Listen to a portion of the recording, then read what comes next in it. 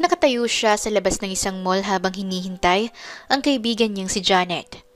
Tinawagan niya ito matapos siyang palayasin ng mga kapatid niya sa kanilang tinitirhan. Siya si Angeline Magdalia, 24 years old, anak sa labas ng kaniyang ama. Simula nang mamatay ang kanyang ina, doon na siya pinatira ng kanyang ama sa bahay ng unan nitong pamilya. Kaya lang, ilang taon nang nakakaraan ng maaksidente sa pagmamaneho ng pampasaherong jeep ang kaniyang ama at nabaldado. Simula noon at hanggang sa mga oras na yun ay masama pa rin ang pagtrato ng nauna nitong pamilya sa kanya. Lalo na nang nawala na siya ng trabaho nang dahil sa nakaengkwentro niya ang masamang may-ari ng kanilang kumpanya. Naalala pa niya ang kanilang unang pagkikita nang sinasabi niyang masamang CEO. 4 na buwan na ang nakalipas, nasa isang event sila ng Inglaterra Hotel. Nagkakatipon ng lahat ng mga mayayamang tao. Sa oras na yun kasi gaganapin ang malawakang pagsasanib ng dalawang kumpanya, ang Santibanez Company at Inglaterra. Maagap siyang naghahatid ng mga alak sa bawat bisitang nanghihingi noon. Hindi niya namamalaya na may isang lalaki pala ang nakikipagkilala sa isang babaeng bisita rin sa event.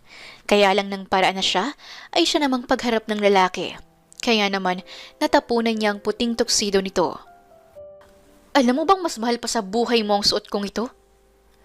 Galit na sabi ng lalaki. Nako, sir, sorry po talaga, hindi ko po sinasadya. Maagap siyang kumuha ng tissue para punasan yon. Pero mabilis nitong tinabig ang kamay niya. Ano ba? Lalo mo lang dinudumuhin ang suot kong tuxedo.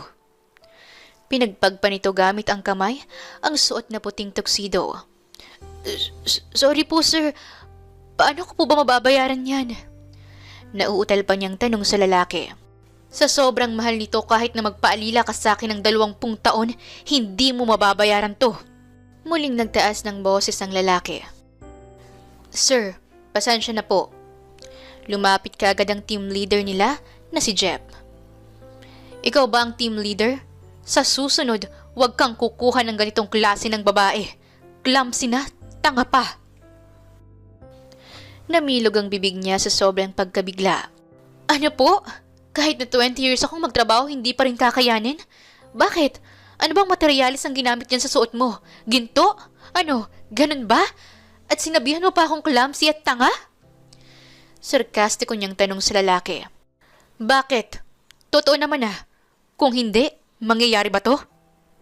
Ang iyabang mo, porket mayaman ka. Akala mo kung sino kang magsalita. Napaka-arugante mo. Ano ngayon kung tanga ako? Hindi naman ako katulad mong mapangmata ng kapwa. Ha? Ayos ka ha? Sino bang amo mo? Member ka ng catering team. Sabi nito, sabay kuha ng ID niya. Sino bang manager mo? Mula sa manager hanggang sa pinakamababa ninyong miyembro, tanggal na sa trabaho mula ngayon. Sigaw nito sabay talikod. Lahat sila nasa staff room na. Lahat ay dismayado. Napakulang puso naman ng lalaking yon. Bulalas ng isa sa mga kasamahan niya. Okay lang Angie, huwag mo nang intindihin yon. Sama-sama tayong maghahanap ng bagong agency. Sabi pa ng manager nila. Hindi Ma'am Beth, hindi po ako papayag na pati kayo madamay. Hahanapin ko yung lalaking yon. Tiyak ko na nasa paligid lang siya. Hihingi ako ng tawad at sasabihin kong ako na lang ang tanggalin.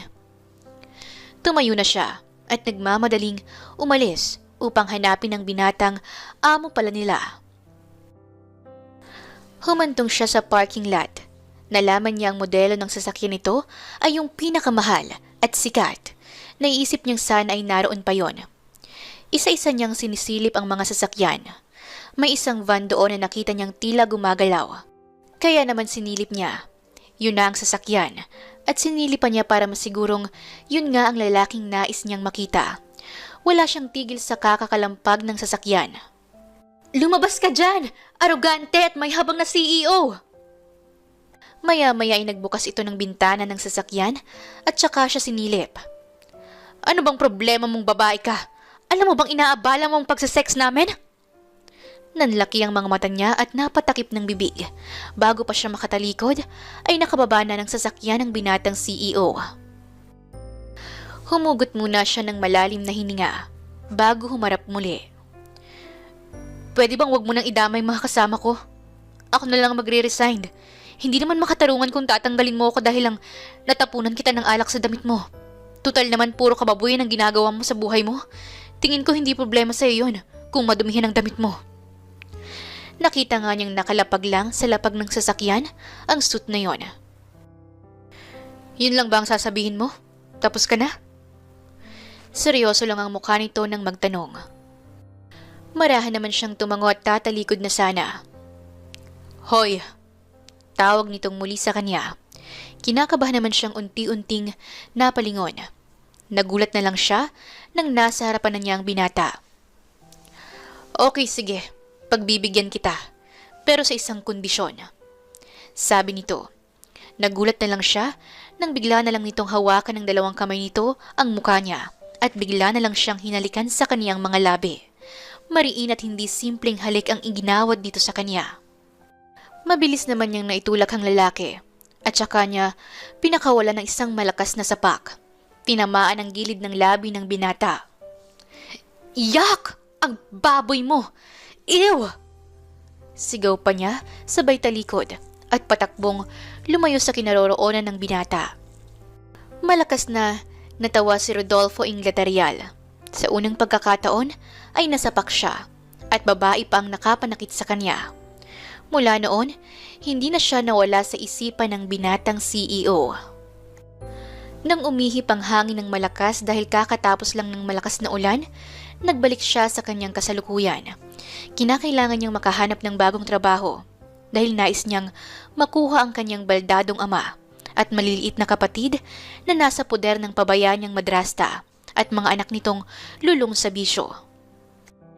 Habang nakatayo sa harap ng isang bahagi ng mall, ang imahe ng masamang lalaking CEO ang nakikita niya. Napakasama mong CEO! Sambit niya sa sarili habang tiimang bagang na nakatitig sa kanyang kabuuan sa harap ng malaking glass wall ng nasabing mall. Angie!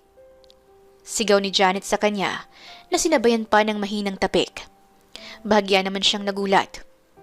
Oh, ikaw na pala yan, Janet. Kanina pa kita hinihintay. Oh, sabay kuha nito sa isang palad niya at may papel na inilapag. Ano naman ito? Nabulatlat niya ang papel na yon at saka niya binasa ang nakasulat. Akala ko naman kung ano na ito. Papel lang pala na may nakasulat na number 7. Palatak niya sa kaibigan. Iba sana ang inaasahan niyang ibibigay nito.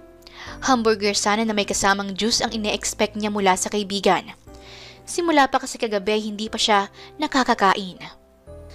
Di ba sabi mo, gusto mong magbago ang buhay mo? Tanong nito. Napatango naman siya ng 2 beses bago sumagot.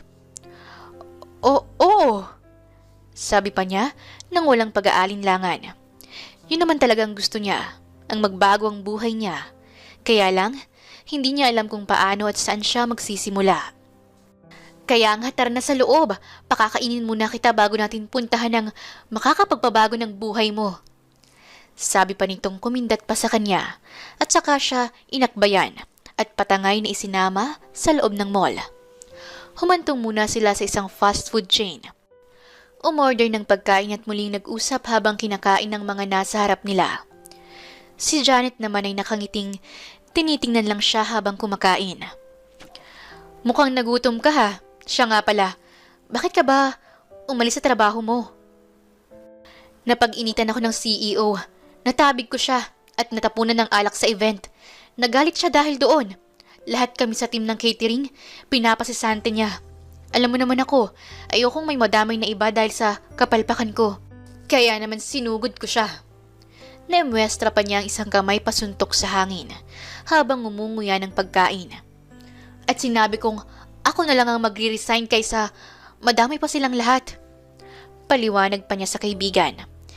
May pumasok na isa pang alaala sa kanyang isipan. Ngunit iwinaksi niya yon. Okay, sige. Pagkatapos mo dyan, magbabago na ang buhay mo. Tiyak ko yan. Mariing sambit nito bagamat mahinahon lang. Tila ba sigurado ito na ang ibinigay nitong papel ay ang siyang makakapagpabago ng buhay niya. Pagkatapos nilang kumain ay pilit siyang isinama ni Janet sa third floor ng mall. Ano bang gagawin natin doon? Nag-aalangan niyang tanong sa kaibigan. Hindi na niya talaga nagugustuhan ang mga ikinikilos nito. Basta, di ba sabi ko, magbabago na ang buhay mo. Malakas nitong sabi sa kanya habang pilit siyang hinihila papasok sa isa sa mga establishment na naroon. Puno ng mga kababaihan na nakapilang lugar na yon. May lamesang nakalabas at may mga nakaupong naglilista yata sa mga babaeng lumalapit sa kanilang table. Janet, ano ba? Pilit niyang hinatak ang isang braso niya buhat sa pagkakahawak nito. Akala ko ba gusto mong magbago ng buhay mo? Oo. Oh, yun naman pala eh. Halika na. Mabilis nitong kinuha ang kamay niya at saka siya hinila palapit sa lamesa. Nagulat pa ang babaeng nakaupo roon at napatingin sa kanya. Ilang taon na? Sabay tanong nito nang makita ang kaibigan niyang si Janet. Hindi niya alam kung magkakilala ba ang mga ito o anuman. Basta ang alam niya ay tila may hindi magandang magaganap. 24 years old. Mabilis na sagot ni Janet. Okay, paki-fill up na lang itong form. Sabay abot ng ilang pirasong papel sa kanya. Bagamat nag-aalangan niyang kunin iyon, ay napilitan siyang kunin, sabay talikod. Ano ba to? Alam mo ba itong pinapagawa mo sa akin? Nagpalingalinga siya at nabasa niyang poster na nakadikit sa mga glass wall ng establishment. Mabilis siyang napalapit sa wall kung saan nakadikit ang poster. Binasa niya yon. Napabaling siya sa kaibigan nang makita niyang mga nakasulat. Marrying the Billionaire Competition? Nagtatanong ang mga mata niyang napabaling ng tingin sa kanyang kaibigang si Janet. Ano to? Bugaw ka? Gusto mo akong sumali sa kompetisyong yan? Okay ka lang? Malakas ang boses at halos mag-hysterical na tanong niya sa kaibigan. Ngunit mabilis na tinakpan ni Janet ang bibig niya at saka siya hinila sa isang tabi. Ano ka ba? Ang ingay mo? Sambit nito sa kanya at hindi pa agad tinanggal ang kamay na nakatakip sa kaniyang bibig. Nang makita nitong kumalma na siya, ay tsaka lamang nito iyon inalis. Ay nako Janet, ano ba tong pinapagawa mo sa akin? Bigla niyang nasabi nang tanggal nito ang takip. Loka, ang taas ng imagination mo no? Ilang libong kababaihan na nanggagaling pa sa mayayamang pamilyang sumasali dyan. Baka nga first round pa lang, tanggal ka na. Eh yun naman pala, bakit mo pa ako dinala rito? Tara na! Pasinghal niyang salita sa kaibigan, sabay talikod, nang bigla na lang bumangga ang mukha niya sa malapad na dibdib ng isang lalaki. Aray! Sabay napahawak siya sa kanyang noo. Dahan-dahan siyang napatingala dahil sa matangkad ito sa kanya. Madilim ang mukha nito na tumingin sa kanya. Seryoso lang at tila may galit na nagsalita. Alam mo, kung tatanga-tanga ka, dapat hindi ka pakalat-kalat. Ayokong makakita ng basura dito sa mall ko. Galit, ngunit mahinang sambit nito sa kanya, habang nakasimangot at naiiling. Muling inayos nito ang suot na suit at naglakad kasama ang mga bodyguard niya. Samantalang, umalingaw-ngaw naman sa pandinig niya ang salitang basura. Lumakad siya ng mabilis upang mahabol ang hambog na lalaking matagal na niyang kinaiinisan. Anong sinabi mo? Basura ako? Kung basura ako, ikaw baboy! Mas masahol ka pa sa hayop dahil sa sama ng ugali mo. Anong akala mo? Dahil mayaman ka, pwede mo na akong insultuhin? Napalingon naman ito at lihim na sinenyasan ng mga bodyguard nito na huwag siyang pigilan sa pagsugod na gagawin niya. Samantalang pilit naman siyang pinipigilan ni Janet sa gagawin niyang pagsugod. Angie, tama na! Mahinang pakiusap ni Janet sa kanya, ngunit hindi niya yon pinansin. Bitawan mo nga ako, Janet, para malaman ng lalaking yan. Sabi na niyang nagpumigla sa kaibigan. Pinabayaan na lang siya nito dahil sa matigas ang ulo niyang nilapitan ng lalaki, sabay hampas ng isang papel sa dibdib nito. Ano naman to? Seryosong tanong nito. Sabay kuha ng papel na inihampas niya sa dibdib nito. Nakikita mo ba yan? Turo niya sa papel na yon. Ayoko sana eh. Kaso dahil sa mga sinabi mong basura ako, patutunayan ko sa'yo na hindi basura ang kaharap mo. Sabay talikod na niya sa lalaking noon pa man ay kinaiinisan na niya. Samantalang napapangisi na lang na sinundan siya ng tingin ng lalaking mayaman na may mga kasamang bodyguard at ang hindi niya alam, tila ikinatutuwa nito ang malamang makakasali siya sa kompetisyon. Kinabukasan, isang malakas na tunog ng busina ng sasakyan ang narinig nila ng umagang yon at bawat taong lalapit sa mga ito ay inaabutan ng bodyguards nito ng pera. Eto po, bayad sa danis porwisyo. Sabi ng isa sa mga tauhan ng lalaking nagbubusina ng napakalakas sa harap ng bahay ni Janet. Ano bang problema mo? Inis at galit na sigaw ni Angie nang makasungaw sa beranda ng bahay nila. Maghintay ka lang kapag nakababa na ako. Duro pa niya sa lalaking patuloy pa ring nagpipipindot ng busina ng sasakyan. Nakangisi ito habang nakasandal sa kotse nitong mamahalin. Nang makababa siya ay tsaka palang tumigil ang lalaki sa ginagawang pagpindot ng mariin sa busina ng sasakyan nito. Tiningnan lang niya ito mula ulo hanggang paa. Napapa-cross arms pa siyang tinititigan ang binata. Anong kailangan mo? Sinusundo ka para sa sinalihan mong kompetisyon. Nakakaawa ka naman kasi.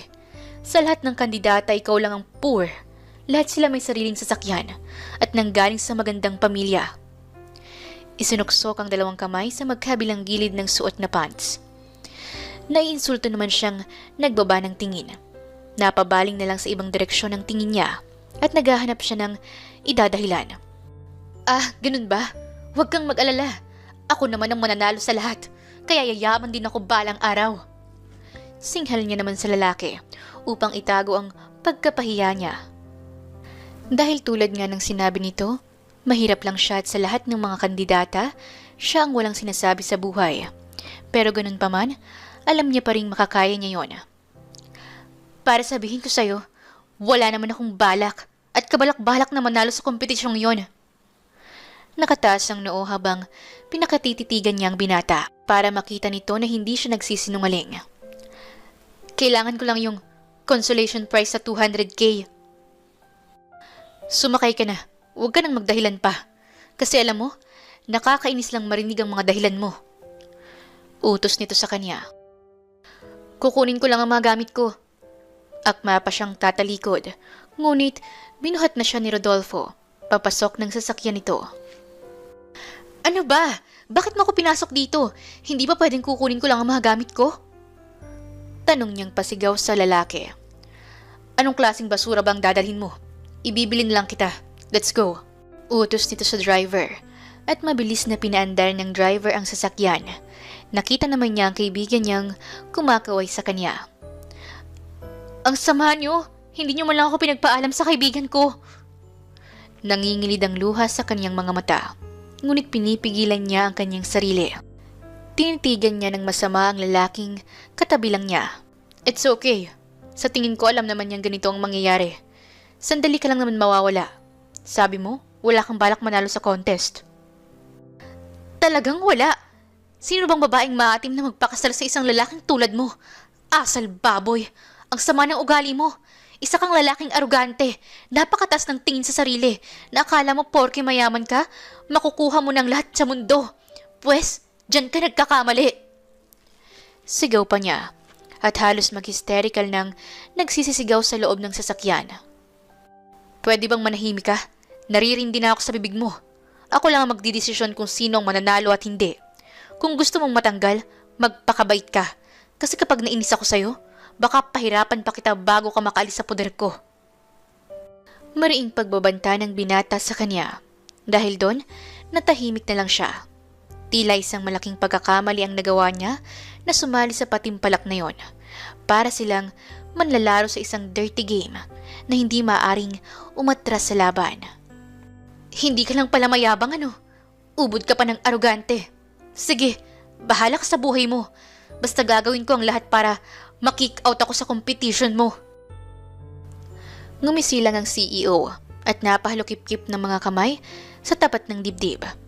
Nang nasa harap na sila ng mall, dinala siya ni Rodolfo Inglaterrial sa mamahaling butik. Lulang-lula siya sa mahal ng presyo ng mga damit. Anong klaseng panty ba to? Ginto? Napabulalas niyang sambit. Kasabay ng panglalaki ng mga mata niya dahil sa hindi niya inaasahang halaga na makikita niya sa isang underwear. Naggulat pa siya nang may biglang humablot ng hawak niyang panty. Ano? Namamahalan ka ba? Okay lang, isusuot mo naman yan dyan. Sabi nito na bigla pang inginuso ang bandang ibaba niya. Ba't talagang bastos ka no? Napahawak pa siya sa ibaba niya, sabay talikod at tumungo sa ibang bahagi ng mga damitan. Natatawang iniabot ni Rodolfo sa sales lady ang hawak nitong underwear. Nakita niya yon at naaasar siya dahil sa hinawakan nito ang panty. Sandali nga lang, bakit mo hinawakan yun? Ang bastos mo talaga! Pasinghalan naman niyang sigaw sa lalaki, habang napapasulyap sa babaeng kanina pa nakasunod sa kanila. Huwag kang maarte dyan. Miss, give her 12 dozen. Baling pa nito sa sales lady. Yung may katerno. Medyo madalas kasing maligo tong girlfriend ko, kaya kailangan namin ng marami. Sambit nito, sabay kabig pa sa kanya. Naiirita naman niyang inalis ang kamay nito. Ano ba? Ba't mo sinabi na girlfriend mo ko? Ang kapal mo ha? Ang tanda mo na eh. 24 lang ako, ikaw late 40s. Hoy, 34 pa lang ako. May 6 na taon pa bago ako mag-40. Manahimik ka dyan. Pinandilatan siya nito at nakita nga niya ang panggigigil nito dahil sa sinabi niyang edad. Iniwan na siya ni Rodolfo sa butik na yon. Ngunit mahigpit itong nagbilin na anumang mapipili niya ay ibigay ng mga staff sa kanya. Kaya naman lahat ng mga pangangailangan niya ay nakumpleto na niya. Kumuha na rin siya ng mga maletang paglalagyan ng lahat ng mga yon. Naglalakad siya dala ang mga gamit niya nang marinig niyang may tumawag sa kanya at nagpakilalang sekretary raw siya ni Rodolfo Inglaterrial. Nagbigay ito ng tiket ng eroplanong patungong Cebu. Tinanggap naman niya yon kahit na medyo naguguluhan. Ang alam niya kasi private plane ang sasakyan nilang mga kandidata. Nang nasa airport na siya, halos 5 oras na siyang nag-iintay doon pero wala man lang tumatawag sa kanya kung saan siya susunduin ng mga nangangasiwa ng kompetisyon. Ano ba to? Kanina pa ako rito, bakit wala pang sundo man lang? Naitanong niya sa kanyang sarili. Nang bigla na lang niyang nakita ang isang grupo ng mga kalalakihan at hindi nakaligtas sa paningin niya ang mukha ni Rodolfo. Kaya lang ay nag-alangan siyang tawagin nito o kawayan man lang dahil sa may mga kasama itong mga naka-business attire. Hindi niya akalaing mapapansin siya nito. Nagulat pa siya nang may lumapit sa kanya at nang magtaas siya ng tingin ay nakita niya si Rodolfo. Anong ginagawa mo rito? Nakakunot ang noo. Natanong nito sa kanya. Ha? Kasi binigyan ako ng plane ticket ng secretary mo. Sumakay raw ako ng eroplano. Dito raw ako susunduin ng mga staff ng competition. Pero 5 oras na ako, wala pa rin sila. Sabi niya. Bigla naman siyang tinalikuran nito at binalikan ng mga kausap. Nakita na lang niyang naunang naglakaran ng mga kausap nitong kalalakihan. May tinawagan ito sa cellphone. Tapos maya-maya ay bumalik uli sa kanya. Nagpatawag ako ng driver. Ihatid ka muna sa hotel at sabay na tayong pupunta sa rancho bukas. Ha? Naggatubili pa niyang sagot sa lalaki. Intayin mo ako doon. Ilang oras lang, nandun na rin ako. Muling habilin nito bago tuluyang umalis at sumunod sa mga kausap na lalaki kanina. 1 oras pang nakalipas at naroon na siya sa loob ng silid na itinuro sa kanya ng mga staff ng hotel. Iyan raw ang silid ni Rodolfo Inglaterrial, kaya naman naupo lang siya sa mahabang sopa. Hindi niya namalaya na nakatulog pala siya dahil sa sobrang pagod. Nang magising siya, naramdaman niyang kumakalamang sikmura niya. Naalala niyang hindi pa nga pala siya kumakain sa buong araw na yon. Tumayo siya ngunit nang marinig niyang may kumalusko sa bandang kusina papalapit ng CR, ay kinakabahan siya. Oh, gising ka na pala.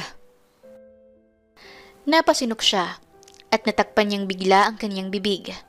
Isa rin sa ikinagulat niya na tanging puting towel na lang ang nakapulupot sa bewang ng lalaki. Nanlalaki ang mga mata niyang natitigan nito mula ulo hanggang paa.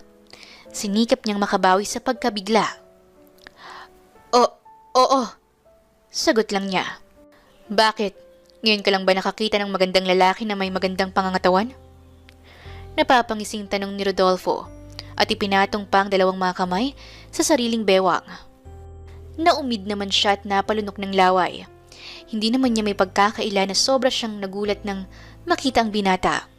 May edad nga ito ng ilang taon sa kanya pero kitang-kita niya ang kakisigan ng lalaki. Hindi ha? Marami na. Yung mga nauna kong naging boyfriend. Napalakas niyang sagot, kahit na no boyfriend since birth naman siya. Talaga? Mahinang tanong nito na may inilabas na papel mula sa drawer na nasa tabi lang nito. Ano naman yan? Name, Angeline Magdalia. Basa pa nito sa mga nakasulat sa papel. Edad, 24 years old. Ilan ang nakarelasyon? NBSB. Nakataas ang kilay na tumingin ito sa kanya. Bakit NBSB ang sagot mo sa papel na to? Kung nagka-boyfriend ka na pala dati. Nakangisipan nitong tanong sa kanya. Kilala niya ang CEO na to sa mga usap-usapan na walang sino mang babae ang nakakasama nito na hindi nito nakukuha.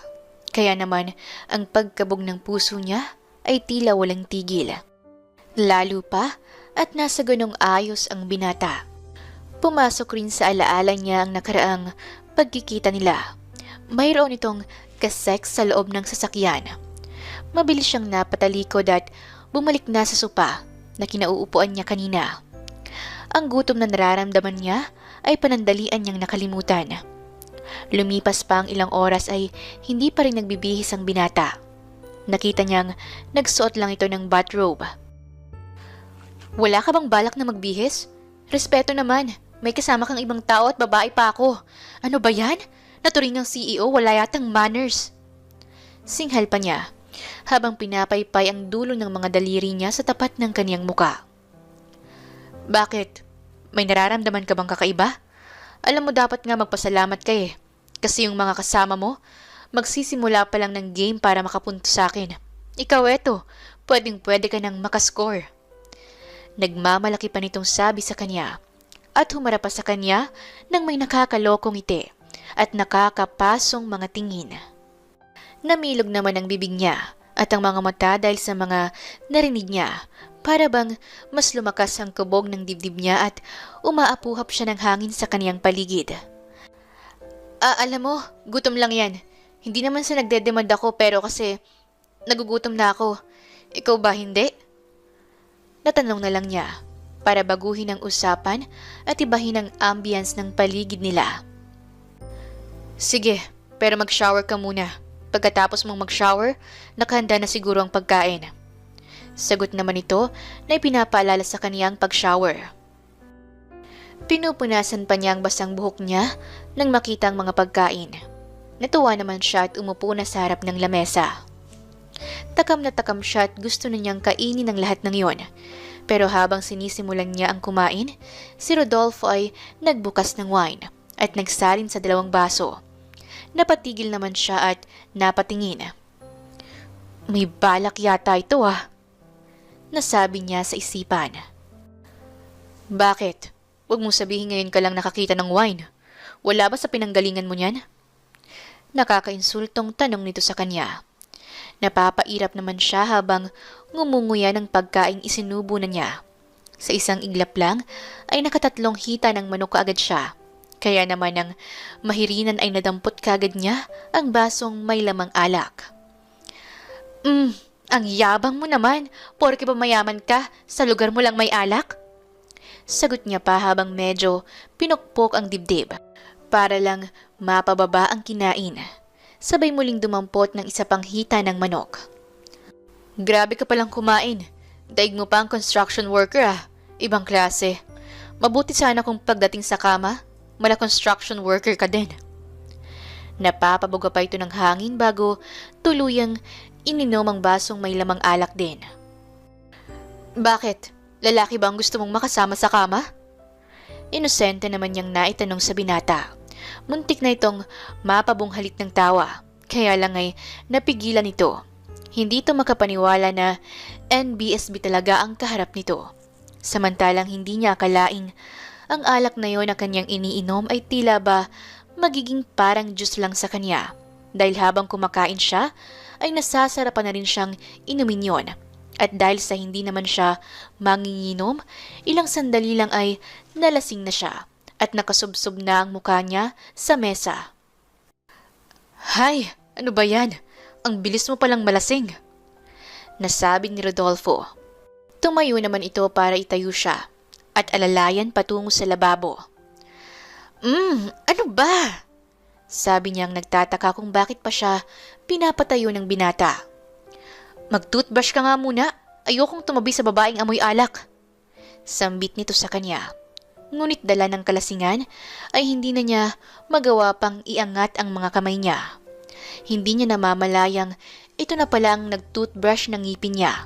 At ang gabing yon ay tuluyan na ngang naging madilim para sa kanya. Hindi na niya alam kung ano-ano pa ang mga bagay na ginawa nila ng lalaking kinaiinisan niya. Nagising na lang siyang nasa kama na niya si Rodolfo. Hindi niya alam kung may nangyari sa kanila. Ngunit nang makita niyang wala siyang anumang suot na damit sa ilalim ng kumot, batid na niyang may naganap nga sa kanila. Naiiyak na naiiling siya. Natakpan niya ang kaniyang muka ng dalawa niyang kamay at pilit inaalala kung anong naganap kagabi sa kanila. At naalala nga niyang may nangyayari sa kanila. Ngunit walang naganap na pilitan sa pagitan niya at ng lalaking ngayon ay katabi niya. Maaaring lasing lang kami pareho. Walang ibig sabihin, Angie. Mariin at paulit-ulit na isinisigaw niya sa kaniyang isipan. Nagulat pa siya ng bahagya nang makita niyang bumaling ito paharap sa kanya. Maya-maya nga ay nagmulat na ng mga mata. Oh, gising ka na pala. Bagya pa itong bumangon. Nakita nitong umiiyak siya, pero mabilis niya ring pinunasan ng likod ng mga palad niya ang mga luhang iyon. Bakit ka umiiyak? Hindi mo ba naaalala ang nangyari sa atin? Tanong nito sa kanya na para bang wala lang ang nangyari. Yan lang ba ang sasabihin mo? Kung magsalita ka parang hindi ako virgin ah. Parang wala lang. Sanay na sanay ka na kasing nakakakuha ng berhen, ganun ba? Tanong niya sabay talikod sa binata. Naramdaman naman niya ang pagbangon nito at pagsuot ng bathrobe. Nagtungo na ito sa banyo at ilang saglit lang ay narinig na niyang mahinang lagaslas ng tubig buhat doon. Siya naman ay napabangon na rin at nagsimulang hanapin ang suot niyang mga damit. Nakita niya ang isa pang bathrobe na nakasabit sa hot stand. Ilang oras pang dumaan at nakahanda na rin siya. Sumakay sila sa isang private helicopter ni Rodolfo.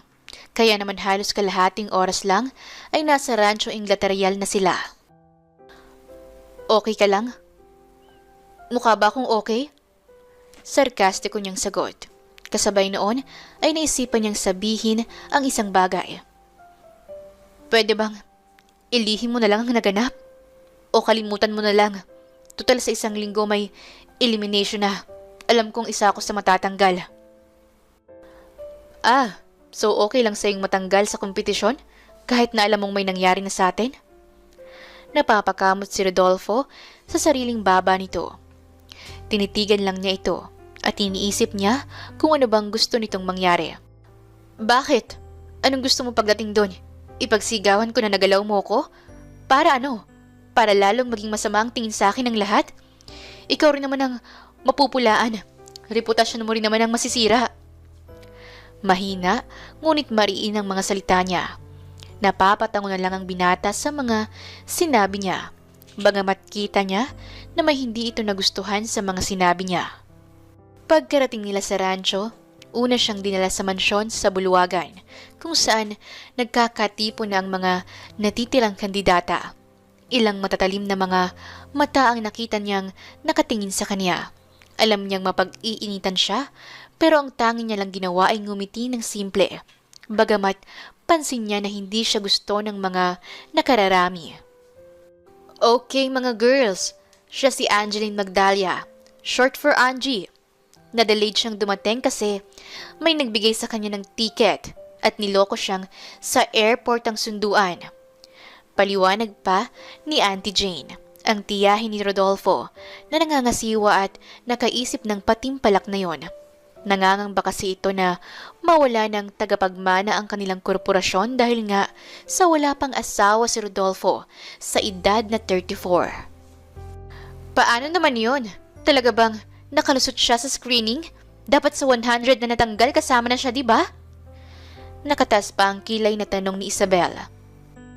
Huwag kayong mag-alala. After 1 week, may virginity test naman. Marami pang matatanggal sa inyong 30. Hindi ba ang bilis lang naman ng screening?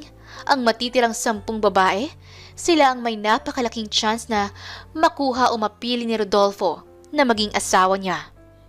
Sabi pa ng ginang. Tingin niyong lahat, may chance pa tayo? Kasama niya si CEO Rodolfo nang dumating siya rito.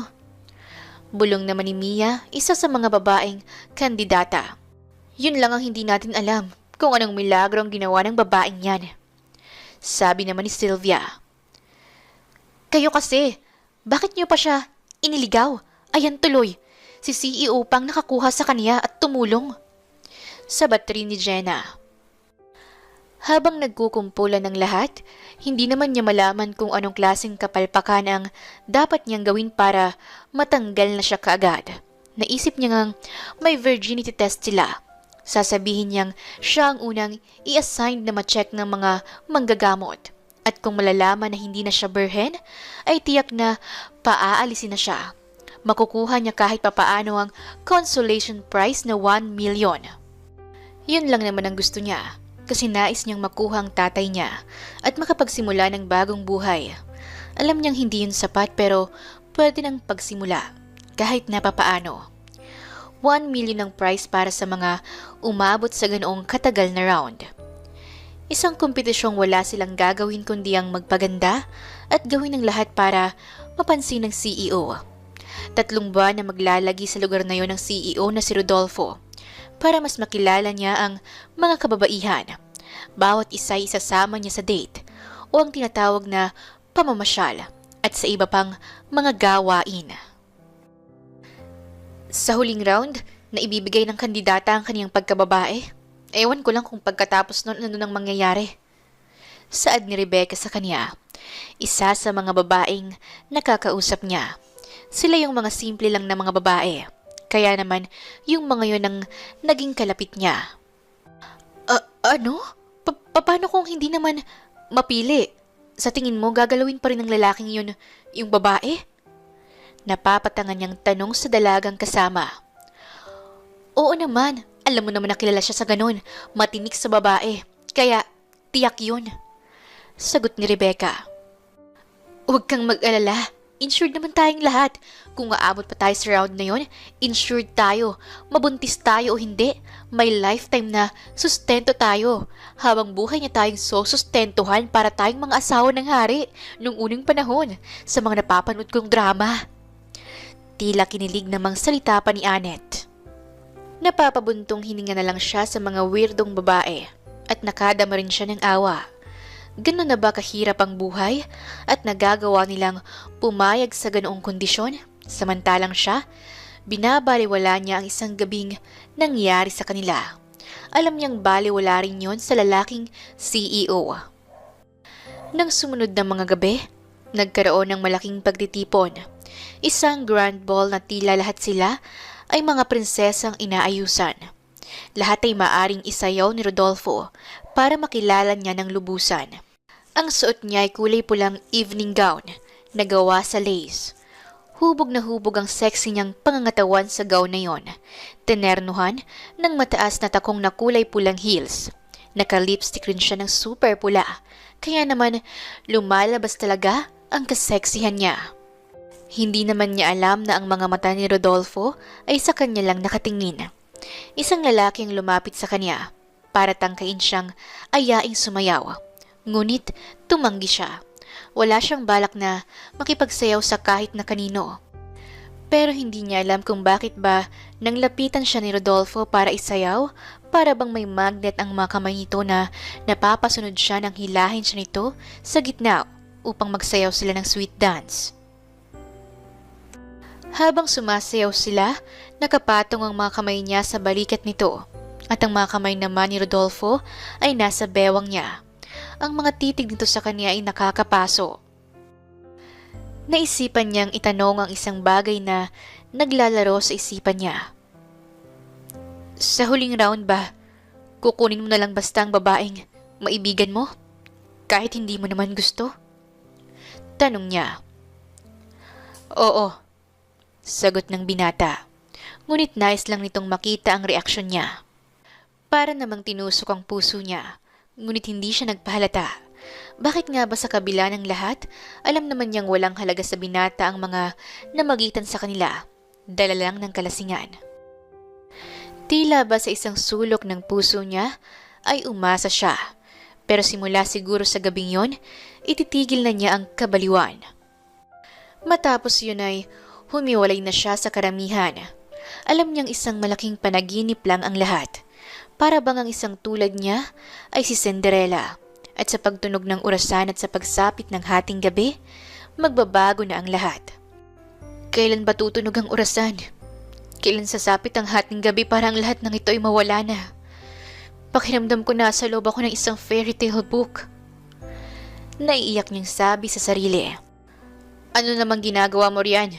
Babaeng matakaw sa hita ng manok? Biglang sabi ng lalaki sa kanyang likuran. Nagulat naman siyang napatayo mula sa pagkakayok-yok niya sa dulo ng hagdanan. Wala, sige alis na ako. Sabi na lang niya. Hoy, wag mo nga akong tinatalikuran na para bang ako ang may kasalanan sa'yo. Sambit nito. Bakit? Wala ba o meron? Hindi ko nga alam kung sinong may mali. Pero isa lang ang alam ko. Kinakailangan ko ng matanggal. Okay na sa akin yung 1 million. Ako nang tanggalin mo. Hayaan mo na yung ibang babae na manatili rito. Pinangungunahan mo ba ako kung sino ang gusto kong piliin? Tiimbagang natanong ng binata. Oo, tsaka bukas na kasi yung virginity test. Alam ko naman na isa na ako sa matatanggal eh. Kasi may hambog at aroganteng kumuha nun sa akin. Wala naman akong magagawa. So it's time to say goodbye na lang po, Mr. CEO. Sarkastiko pa niyang salita na sinabayan ng nakakalokong tawa. Naiiling na lang si Rodolfo na sinundan siya ng tingin. Lumipas ang isang linggo at ang lahat ay naghahanda na para sa susunod na pagsubok. Iyon ay ang pagsubok para sa kanilang mga kandidata. Ang alamin kung sino-sino sa kanila ang may karanasan na at wala pa. Lahat ay nakapila na at nakahanda para isalang sa mga pagsusuring yon. May mga kinakabahan at may mga kampante lang. Isa siya sa mga kampante dahil alam niyang pagkatapos nun ay makakalaya na siya sa kulungang yon. Ang makasama ang mga kababaihan na nagpapaligsahan sa atensyon ng isang lalaki ay talaga namang nakakasawa at nakakasuya na para sa kanya. Idagdag pa ang araw-araw na pangiinis sa kanya ni Rodolfo. Nabibwisit na siya, makita pa lang niya ito. Okay girls, ngayon ay nasa 30 na lang kayo. Mamaya hanggang bukas ng virginity test ninyo. Alam niyo na siguro kung anong mangyayari. Kapag napatunay naming hindi na berhen ang sino man sa inyo, automatic na ligwak na siya. Pero ang maganda doon, makakatanggap pa rin kayo ng 1 million pesos mula sa amin. Okay ba yun? Tanong ng babaeng tagapangasiwa rin doon. Yes, ma'am. Sabay-sabay na sagot ng mga kababaihan. Matapos ang almusal, nagpahinga sandali ang bawat isa ng 30 minutes. Tapos ay isa-isa na silang nagsipilahan sa loob ng lobby ng malaking klinika na naroon. Sa sobrang laki ng mansyon, naroon ang lahat. Clinic, salon, gym, bar and restaurant, at iba pang establishment na may isip mo na meron sa labas. Kaya nga ang bawat isa sa kanila ay hindi naiinip, liban na lang sa kanya. Ang ilang kandidata ay walang ginawa kundi ang magpaspa, magpasalon at mamili ng mga magagandang damit na naroon. Iyon na yatang pinaka-kakaibang kompetisyon na nakita niya sa buong mundo. Isang paligsahan na wala namang inuutos na task na gagawin ng bawat kababaihan. Ang sabi sa kanila, gawin nila ang lahat ng maibigan nila dahil naroon ang lahat ng mga bagay na nanaisin nila. Gabi na noon, hindi siya umabot sa test. Nakatakda siyang ma-examine kinabukasan pa. At ang resulta ay sasabihin sa susunod na araw. Naroon siya sa bar at walang ganang nakaupo sa isang sulok, habang ang lahat ng mga kasamahan niya ay nagpapakalango sa alak at nagsasaya. Nakita niya sa gilid ng kanyang mga mata na may tumabi sa kanya. "Kumusta ang virginity test?" tanong nito sa mahinang boses.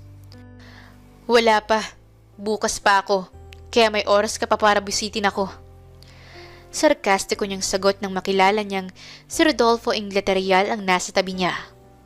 "Ang sungit mo naman, baka naglilihi ka na." Natatawang tanong nito sa kanya. May hawak naman itong isang bote ng wine. "Oh, nagpapakalasing ka na naman. Alam mo may magagawan ka na naman ng isang malaking pagkakamali. Ano, nakapili ka na ba uli sa isa sa mga babae na makakatabi mo sa kama?" Pasimple niyang tanong. Tumango lang si Rodolfo. "Oo, sa tingin ko nga may napili na ako at may nanalo na sa puso ko. Baka pagkatapos ng virginity test na yan, i-announce ko na ang nanalo." Sabi pa ni Rodolfo na tumitig sa kanya ng todo. Naiiwas naman niya ang tingin sa ibang direksyon. Bahagya siyang natawa. Ang malas naman ng babaeng yun. Makukulong na sa nakakasukang mundo na to. Ang mundo ng mga mayayaman. "Bakit? Ikaw, ayaw mo ba sa mundong ito? Lahat nakukuha mo. Tingnan mo sila. Yung ibang kandidata. Masaya sila. Lahat sila. Aalis dito ng dala ang lahat ng mga bagay na kinuha nila rito." Naikumpas pa nito ang isang kamay habang itinuturo ang ibang mga kababaihan. "Tama na sa akin ng 1 million. Sa pamamagitan nun, maiiyahan ko na ang pamilya ko sa hirap. Ang kailangan ko ay maayos na buhay, hindi maluhong pamumuhay. Hindi ko kailangan ng lahat ng mga bagay na yan. Ano, makipagplastikan sa mga mayayaman? Ikaw nga, nakikita ko na hindi ka naman masaya." Napapairap na lang nasabi ni Angie. Napatitig pang muli ang binata sa kanya. Nang magsimula siyang tumayo at lumakad palabas ng bar, alam niyang tapos na ang oras na dapat ay naroon sila. Kinaumagahan, nakahanda ng muli ang iba pang babaeng isasalang sa lab test para malaman kung berhen pa ang isang kandidata. Naroon na rin siya at nakahanda. "Angeline Magdalia, isasalang ka na." Napangiti naman siya. Hindi niya alam na naroon si Rodolfo. Napapailing at naiinis na nakangiti pa siya. Alam ng binata na kung hindi ito magsasabi, maalis si Angie. At yun ang ayaw nitong mangyari. Gusto pa nitong manatili sanang dalaga o mustamang nais na nitong i-anunsyo na may nanalo na. Naroon na siya at papasok na sa loob ng lab test room. Akmanan niyang pipihitin ng doorknob nang biglang sumigaw si Rodolfo. "Angie!" Malakas nitong tawag sa kanya. "Oh, Rodolfo, hindi ka pwede rito. Tsaka mo na sila kausapin kung tapos na ang pagsusuri." Utos pa ng tiyahin nito. "Auntie Jane, paano ko ba sasabihin? Itigil ang paligsahang ito. At si Angie, okay na siya. Berhen pa siya. Bago siya sumali sa kompetisyong ito. Nagtinginan sa kanya ang lahat ng mga kababaihan sa lugar na yon. Lahat ng mga mata nila ay nagtatanong at naguguluhan. "Ano bang pinagsasabi mo? Paano mo naman nasiguro ang bagay na yan?" Natulala naman ang tiyahin niya at tila huli na nang ma-realize nito ang ibig sabihin ng binata. Siya naman ay pulang-pula at parang nasisilihan ang pagmumuka niya. Hindi niya alam pero ang tanging gusto na lang niya ay bumuka ang lupa at lamunin siya ng buong buo. Naiinis na napatakbo na lang siya palayo sa lahat. Nagtatakbo siya hanggang sa makalayo sa loob ng klinik na yon. Hinabol siya ni Rodolfo. Angie! Ano ba? Sumisigaw na tanong ni Rodolfo habang humahangos dahil sa pagtakbo nila. Ano bang problema mo? Bakit mo naman sinabi yun sa harapan ng lahat? Pinahiya mo ako. Gusto ko na ngang umalis dito eh. Sorry, pero hindi ka na makakaalis. Hindi kita papayagan. Mahal kita. At para sa akin, ikaw ang nanalo. Sa'yo na ang puso ko at sa akin ang puso mo. Deklara pa ni Rodolfo. Ano? Hindi pwede. Ayoko sa'yo. Alam mo bang langit at lupa tayo? Ano naman? Kaya nga sila nagsagawa ng kompetisyon na ito. Ibig sabihin hindi na mamimili kung mayaman o hindi. Mahirap bang tanggapin na nakahihigit ka sa iba? Napapahawak pa sa bewang ang binata. Hindi ito ang plano ko. Sinabi ko na sa'yo na may ama ako at kapatid na nangangailangan sa akin. Dahilan pa niya. Wala akong pakialam. Basta, tapos na ang kompetisyong ito at ikaw ang nanalo. Sabi pa ni Rodolfo at kinuha ang kamay niya at isinama siya pabalik sa mansyon. Ngunit naglalakad pa lang sila ay nawala na siya ng malay. Angie! Sigaw ni Rodolfo na maagap naman siyang nasalo. Mabuti na lang at naroon na agad ang sasakyan nila. Mabilis na siyang nadala ni Rodolfo sa ospital. Nagising siyang nasa loob na ng isang ospital. Mabuti naman at gising ka na. Halos 2 araw kang natutulog. Masalan pa lang kalagayan mo. Bakit narito ako? Anong ibig mong sabihin na masalan ang kalagayan ko? Naguguluhan niyang tanong. Yun ang sabi ng doktor. Buntis ka at masalan ang kalagayan mo. Kailangan mong magpahinga rito. Saad pa ni Rodolfo. Maya-maya ay dumating ang isang doktor para ipahayag na may resultang dumating.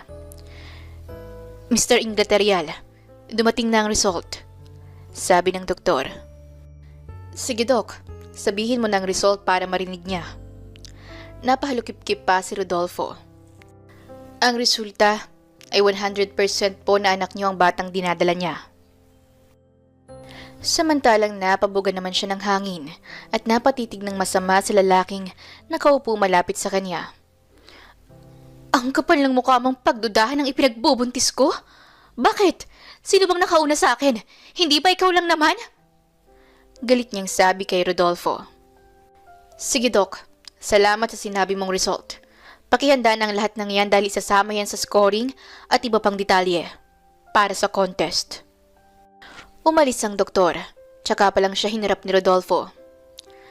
Alam mo naman na nasa gitna tayo ng isang kompetisyon. Ang kompetisyong ito ay mas mahalaga pa sa mga kompetisyong nalalaman mo. Siyempre hindi papayag ang ibang mga kalaban mo. Sasabihin nilang nandaya ka o kaya naman inakit mo ko o kung ano-ano pa. Isa pa, ang kompetisyong ito hindi maaaring malaman ng media. Confidential. Kinakailangan pa naming bayaran ng lahat ng sumali ng halagang naayon. Siyempre, aalma ang papa ko kung malalaman niyang pumili ako ng tulad mo. Napapasandal sa upuan ang binata at muli na naman siyang tiningnan. Yun naman pala eh. Dapat pumili ka na lang ng kandidata na naaayon sa taste ng papa mo. Yung kapareho mong mayaman. Bakit ako pa? Dahil ba sa buntis na ako? Nangingilid ang luhas sa mga mata niya. Nananalangin siyang iba ang isagot nito. Hindi ba pwedeng ako ang mamili ng makakasama ko sa buhay? Ikaw ang gusto ko. Ikaw ang... Natitigilan si Rodolfo. Hindi niya masabi na mahal niya si Angie. Mahal niya ang dalaga. Una pa lang niya itong nakita. Ano? Sabihin mo. Hindi pwedeng dahil lang gusto mo. Hindi ko susundin ang bagay na yan kung dahil lang gusto mo. Mas nanaisin ko pang lumaki ang anak ko nang walang ama. Tahasang sabi ni Angie. Ano? Talagang magagawa mo yan? Oo, kaya kong gawin yan. Pero kung sasabihin mo ang isang bagay na gusto kong marinig, tatanggapin ko ang nais mo. Ngunit dahil sa taas ng pride ng isang aroganteng lalaki na tulad ni Rodolfo, tila hindi yun madali para sa binata. Nang magbalik si Rodolfo sa kanilang mansyon, Naratnan niya ang isang special announcement at scoring ng lahat ng mga kandidata. Makinig ka muna, Rodolfo. May scoring pa rin tayong dapat sundin. Hayaan mong makita mo kung sino ang tunay na nanalo.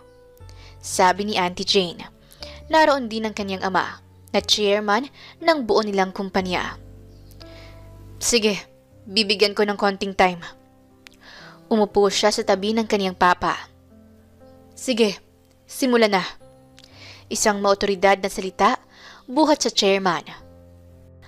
Ang babaeng napili ng lahat ng hurado, yung babaeng tiyak nating mapapakinabangan at mapagkakatiwalaan natin na maging ina ng susunod na tagapagmana at magiging asawa ng CEO.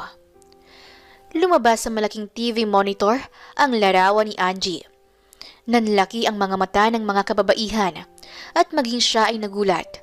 Paanong si Angie ang nagwagi, maging sa puso ng mga hurado. Sa lahat ng kababaihang naiwan, siya lang ang mayroong responsableng katangian ni hindi siya bumili ng anumang alahas o mga bagay na naroon sa mga tindahan. Ibig sabihin, hindi mapaghangad ng material na bagay. Hindi rin nagpapasalon o nagpapaspa o nagpapakalango sa bar. Nakikita siya sa mga lugar na kapaki-pakinabang, tumutulong sa pag-aalaga ng mga hayop sa rancho at nangungusina rin. Kaibigan niyang lahat ng mga nasa kusina. Doon niya ginugugol ang oras niya sa loob ng halos 2 buwan. Sa mga dates, umiiwas siyang makipag-date sa'yo at pinapasa niya ang mga chances sa iba, mukhang ayaw nitong manalo. Natataw na lang siya sa mga naririnig niya. Oo, alam niyang ganun nga si Angie. Kaya masaya siyang tama ang babaeng pinili niyang makasama, pinili niyang mahalin. Isang tawag ang natanggap nila mula sa ospital. Sir, tumakas si Angie. Umalis na po siya. Sulat lang po ang iniwan. Sabi ng isa sa mga tauhan niya, kaya naman nagmamadaling umalis si Rodolfo para hanapin siya. Ngunit nang malaman niyang nakaalis na ito at nakabalik ng Maynila, laglag ang mga balikat na nagbalik sa mansyon ng binata. Hindi mo ba siya hahanapin? Tanong ni Auntie Jane. May tumulong sa kaniyang tumakas. Hindi makakalis kung walang tutulong. Saad pa ni Rodolfo. Samantala, umalis nga si Angie sa Cebu at bumalik ng Maynila. Alam niyang okay lang siya. Nagtanong siya sa mga nurse at sa mga doktor ng kalagayan niya. Hindi masela ng pagbubuntis niya at healthy siya. Kaya naman, ipinasya niyang tanggapin ang offer ng isa sa mga kandidata na umalis na lang. Si Isabel. Kaya naman maayos siyang nakaalis at binigyan rin siya nito ng pera, 250,000 para umalis at iwan si Rodolfo. Kahit na mahal niya si Rodolfo, mas minabuti na lang niyang kalimutan ng lahat. Tutal, hindi naman niya tiyak kung ano ang totoong dahilan ng binata, kung mahal ba siya nito. Humanap na muna siya ng matutuluyan sa isang lugar para makuha niya ang kaniyang ama at ilang kapatid na maliliit. Alam niyang mabigat ang responsibilidad na kaharapin niya dahil sa buntis din siya. Pero naniniwala naman siyang may awa ang Diyos sa kanila. Habang naglalakad siya sa isang kalsada upang maghanap muna pansamantala ng mauupahan, habang nasa grocery ay nakita niyang isang kasamahan sa dati niyang pinapasukan. Oh, Angie, kamusta ka na? Gulat itong makilala siya. Oh, Cynthia, kamusta? Ganti pa niyang tanong sa babaeng kasamahan. Eto, okay naman kami. Alam mo bang hindi ka naman tinanggal ng may-ari? Hinanap ka nga niya, kaya lang hindi ka na talaga pumasok. Saan ka ba nagtatrabaho? Tanong nito. Nalaman niyang hindi na pinaalis ni Rodolfo ang mga kasamahan niya at maging siya rin daw. Naisip niyang kahit na papaano ay may puso rin palang aroganting CEO. Oo, inaamin niya sa kanyang sarili na mahal na niya ang binata. Kaya lang hindi niya pwedeng pabayaan sa ngayon ang kaniyang ama at iba pang mga kapatid. May ilang buwan pa ang lumipas. Ang perang ibinigay sa kanya ng isa sa mga kalabang kandidata ay ginamit nila para magkapagsimula ng bagong pagkakakitaan. Nakakuha siya ng pwesto sa palengke. Ngunit ang masama lang nun, nang malaman iyon ng mga kuya niyang sina Juan, Bong at Santino, madalas siyang puntahan at guluhin ng mga ito para hinga ng pera. Ano ba, Angie? Hindi mo ba ako bibigyan ng pera? Pasinghal nitong tanong sa kanya. Masama ang tingin nito at kitang-kita niyang hindi aalis kung hindi niya bibigyan ng pera. Wala pa nga akong benta, ano ba naman kayo? Alam niyo namang maliit lang ang tindahan namin dito sa palengke at pinaiikot ko lang ang puhunan. Kuya, hindi niyo ba nakikita ang tiyan ko? Naituro pa niya ang malaki na niyang tiyan. Malapit na akong manganak, anumang oras ay maaari akong madala sa ospital. Mariin niyang katwiran para sana maunawaan ng mga ito na mas kailangan nila ng pera. Papabuntis ka rin pala, hindi pa doon sa kaya kang bigyan ng malaking pera. Nasabi ng kanyang Kuya Bong. Hoy, wala kaming pakialam. Basta bigyan mo na lang kami ng pera kung ayaw mong samain ka. Sabi naman ni Juan. Dinutdot pa nito ang sintido niya gamit ang hintuturong daliri. Ano ba, kuya? Malakas niyang tapik sa kamay nito. Wala nga. Kulang pang ang pera kong hawak. Pangbili ng mga gamot ni tatay. Abat lalaban ka na, ha? Sabay hampas ni Bong sa ulo niya. Napalingon siya dahil sa lakas ng pagpukpok nito. Wala nga akong ibibigay. Umalis na nga kayo kung di tatawag ako ng pulis. Sabi pa niya sa mga salbahing anak na lalaki ng tatay niya. Kuya, tama na. Baka mapasama ang kalagayan ni Ate Angie, malapit na siyang manganak. Pigil naman ni Dina sa mga kapatid na lalaki. Halos lahat ng mga taong namimili at iba pang nagtitinda doon ay pinagtitingin niya na sila. Yung iba ay naaawa, kaya naman may tumawag na ng pulis. Ngunit hindi tumitinag ang kaniyang mga kapatid. Akmang mananakit na naman ng isang kuya niya nang may pumigil sa mga ito at pinagsusuntok sila. Tumilapon sa basang sahig ang isa sa mga kapatid niya. Sino ba kayo? Bakit kayo nakikialam? Tanong nito sa ilan pang kalalakihan na kasama rin ng lalaking tumulong sa kanila. Ako lang naman ang mapapangasawa ng babaeng sinasaktan nyo. Sagot ng lalaking nung una niyang tingnan ay hindi niya nakilala. Napapatulala siyang napatingin sa lalaking nakaitim na t-shirt at pantalong maong. Simpleng-simple. Malayo sa Rodolfo na kilala niya. Ilang saglit pa ay dumating na ang mga pulis at maagap silang hinuli. Hoy! Tatandaan niyo ito. Kapag nakalaya kami, babalikan namin kayo. May pagbabanta pa itong iniwanan sila ng masamang tingin. Samantalang, nagkatinginan sila sa isa't isa. Hindi niya akalaing makikita niya ang lalaking ama ng kaniyang magiging anak. Ngunit bigla na lang siyang nakadama ng pananakit ng kaniyang balakang. Naramdam na lang niyang umaagas na likido sa kaniyang magkabilang hita at binti. Manganganak na yata ako! Napapasigaw niyang salita. Mabilis na napatakbo si Rodolfo papalapit sa kaniya at nasalo siya bago pa siya tuluyang matumba. Binuhat nito si Angie at agad na dinala sa kanyang sasakyang nakaparada sa di kalayuan.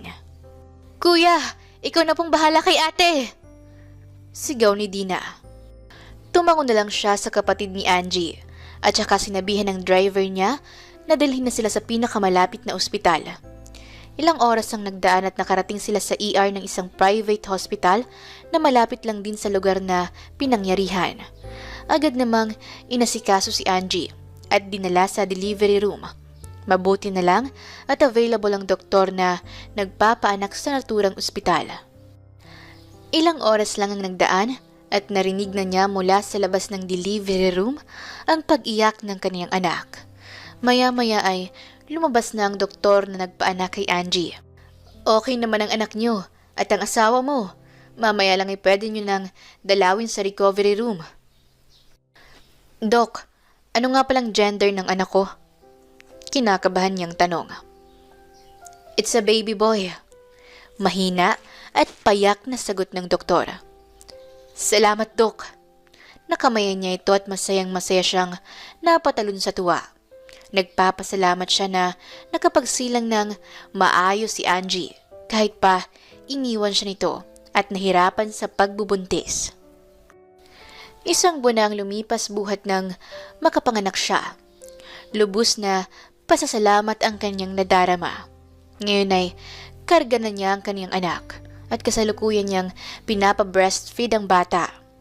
Naroon siya sa kanyang bahay, kasama ng kanyang ama at mga kapatid. Nang magising siya sa ospital ay wala na rin si Rodolfo. Ngunit inayos na nito ang lahat ng mga bayarin niya sa ospital. Ate, bakit kaya wala pa uli si Kuya Rod? Ang akala ko, kukunin na niya kayo ni Rogie sa amin. Di na, huwag mo nang alalahanin pa ang Kuya Rodolfo mo. Hindi ko rin alam kung bakit. Hindi ko pa siya nakakausap. Nang magising ako sa ospital, wala na siya. Malungkot niyang sagot sa kanyang kapatid. Nang umiyak ang baby niya, marahan niya yung tinapik upang muling makatulog. Narinig nila ang mahinang pagtigil ng sasakyan sa tapat ng bahay nila. Napatayo si Dina upang tingnan kung sino ang dumating. Nanlaki ang mga mata nito at masayang napalingon sa kanya. Ate! Nandito na yata siya! Nandito na ang papa ni Rogie! Masayang masaya na sabi ni Dina sa kanya. Maya-maya ay nakita niya ang bulto ng isang tao sa likod ng kurtinang tumatakip sa daanan ng pintuan. Marahan nitong hinawi ang kurtina at saka tuloy-tuloy na pumasok sa silid. Kamusta ka na? Tanong nito. Si Dina naman ay lumabas na kagad ng kanilang silid upang mahayaan silang mag-usap. Ayos lang naman. Naisilang ko siya ng maayos. Sagot niya sa lalaking alam niyang titig na titig sa kanya ng mga oras na yon. Naibaling niya ang tingin sa kaniyang anak. Angie, magpakasal na tayo. Seryosong salita nito habang nakatitig sa kanya. Hindi ba nagpakasal ka na kay Isabel? Iyon ang pag-aakala niya. Nagpakasal si Rodolfo sa isa sa mga nanalo sa contest. Hindi. Ikaw ang nanalo sa contest. Kaya naman maayos na namin silang kinausap. Alam na rin ng lahat na buntis ka na. Kaya naman hindi na sila nagreklamo. Inayos ni Auntie Jane ng lahat. Ikaw lang ang biglang nawala. Malungkot na tumingin sa kanya si Rodolfo. Kita niya sa mga mata nito ang matinding sakit na nararamdaman. Sa loob ng halos ilang buwan nilang pagkakalayo. Rodolfo, kailangan pa ba talagang magpakasal tayo? Naisilang na ang anak mo. Pwede mo siyang dalawin anumang oras. Huwag mo lang siyang kukunin sa akin. Alam kong resulta siya ng malaking pagkakamali. Pero hindi ko yun ipaparamdam sa kanya. Angeline! Malakas na bigkas ni Rodolfo sa pangalan niya. Nang tingnan niya ito, nakatitig ito sa kaniyang mga mata. Minsan pa niyang nabakas ang matinding kalungkutan sa mga mata ng lalaki. Pwede bang tama na ang sakit? Ang sakit-sakit sa puso ko na iniwan mo ko ng ganun-ganun na lang. Hindi mo ako pinagkatiwalaan. Mahal kita. Lahat ng ginawa ko hindi yun pagkakamali. Hindi kita binuntis dahil lang lasing ako.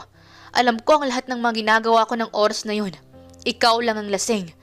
Ako, nasa matinong pag-iisip. Mahal kita kaya ako nagawa yun. Napaluhod sa sahig si Rodolfo at napatuko doon ang dalawang kamay. Alam niyang itinatago nito ang mga luha. Ngunit hindi nito yon napigilan ng pumatak sa sahig. Paano mo akong minahal? Lahat ng oras na nagkakilala tayo, simula sa umpisa at hanggang ngayon, hindi naman naging maayos. Minahal kita una pa lang kitang nakita. Ikaw lang ang babaeng nagpabago ng pananaw ko sa buhay. Tama ka, hindi lahat nakukuha ng pera. Ang kaligayahan hindi ko mabili kahit na saan. Nang iwan mo ko, doon ko pa mas lalong napatunayang malungkot ako. Kung mawawala ka sa buhay ko, kayo ng anak ko. Kaya please, magpakasal ka na sa akin at hayaan mong mahalin kita. Kayo ng anak ko. Sambit pa nito at tuluyan ng umiyak. Napatingin na lang siya sa kaniyang anak. Noon ay mahimbing na natutulog ang kaniyang munting anghel na alam niyang kinakailangan ng isang ama na gagabay sa paglaki nito. Naranasan na niyang mabuhay ng malayo sa kaniyang ama. Sa kadahilan ng anak siya sa labas. Lumaki siyang ang inalang niya, ang kapiling niya, at nakita niya kung gaano kalungkot ang mabuhay ng may wasak na pamilya. Hindi maganda ang naging buhay niya noon. Ngunit sa kabila nun, natutunan pa rin niya ang pinakatamang landas para mabuhay. Iyon ay ang prinsipyong hindi lahat nabibili ng pera. Naging mapaghangad man siya, pero alam niya sa sarili niya na hindi labis ang hiningi niya. Alam niyang yun lang ang kailangan niya para sa mahal niyang pamilya.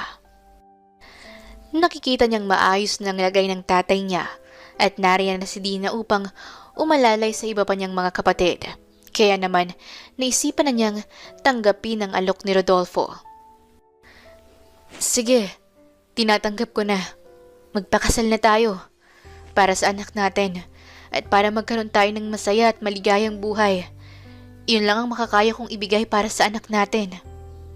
Napatayo naman si Rodolfo at agad siya nitong niyakap ng mahigpit. Salamat, Angie. Maraming salamat. Mahal na mahal kita at gagawin ko ang lahat para mamuhay tayo ng simple pero sapat at masagana. Sabi pa ni Rodolfo na nakikita niyang nag-uumapaw ang saya sa puso nito. Nasa isang malaking simbahan na sila. Siya naman ay nag-aabang na sa may altar. Katabi niyang magkakasal sa kanila. Habang naglalakad si Angie mula sa pintuan ng simbahan papasok at palapit sa kanya, nag-uumapaw ang tuwa sa puso niya. Muling nag-flashback sa isipan niya ang isang mataray at matapang na babae na palaging nakikipagtalo sa kanya. Pero kahit na ganon, laking pasasalamat niya sa may kapal at ibinigay sa kanya ang babaeng ito na siyang nakakuha ng puso niya. Binago ni Angie ang lahat sa kanya, mga maling pananaw at kaisipan, lalo na patungkol sa pagpapahalaga sa isang babae. Alam niya na wala na siyang iba pang babaeng mamahalin kundi si Angeline Magdalia lang.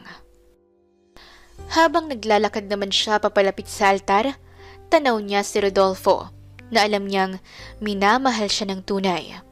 Mula rin sa malayo ay nakikita niya ang lahat ng mga taong naging parte ng masaya niyang kwento. Si Janet na nagdala sa kanya para masali sa kompetisyong yon. Ang mga babaeng kahit na papaano ay nakasundo niya sa kompetisyon, ang mga tagapagsilbi sa mansyon at ang lahat ng mga taong mahalaga sa buhay niya. Para sa halagang 200,000 na consolation prize hanggang sa 1 million pesos, alam niyang hindi yon ang naging tunay na halaga ng buhay niya. Para sa mga taong minamahal niya, alam niyang higit pa ron ang naging kahalagahan niya para sa mga ito. Lubos din siyang nagpapasalamat sa Diyos sa pagbibigay nito ng isang munting anghel sa buhay nila. Mahal niya si Rodolfo, pero alam din niya ang tunay na halaga ng buhay niya. Wala iyong katumbas.